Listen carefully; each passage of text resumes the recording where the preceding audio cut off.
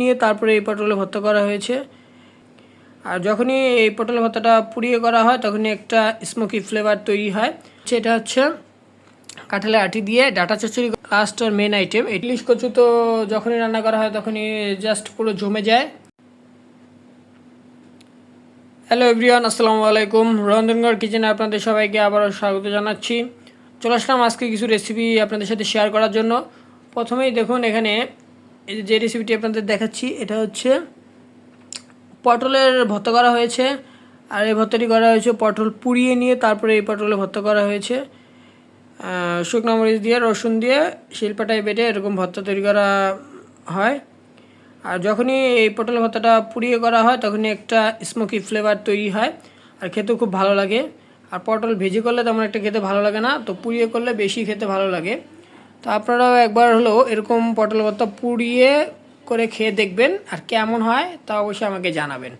আর আমি যদি পারি এরকম একটি রেসিপি আমার চ্যানেলে আপনাদের জন্য আপলোড করে দেবো, যাতে আপনারা দেখতে পারেন কীভাবে এই ভর্তাটি তৈরি করা হয়।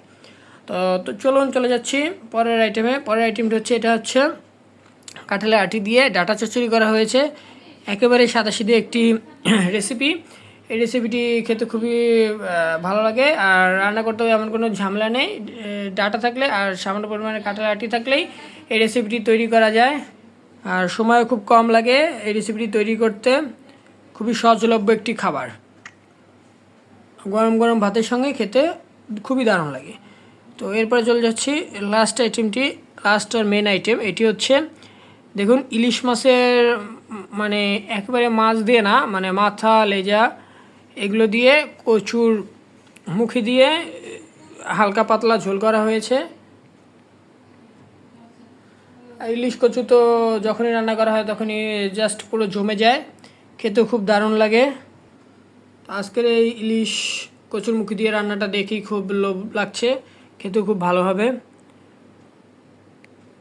ঝোলটাও দেখতে খুব সুন্দর লাগতেছে।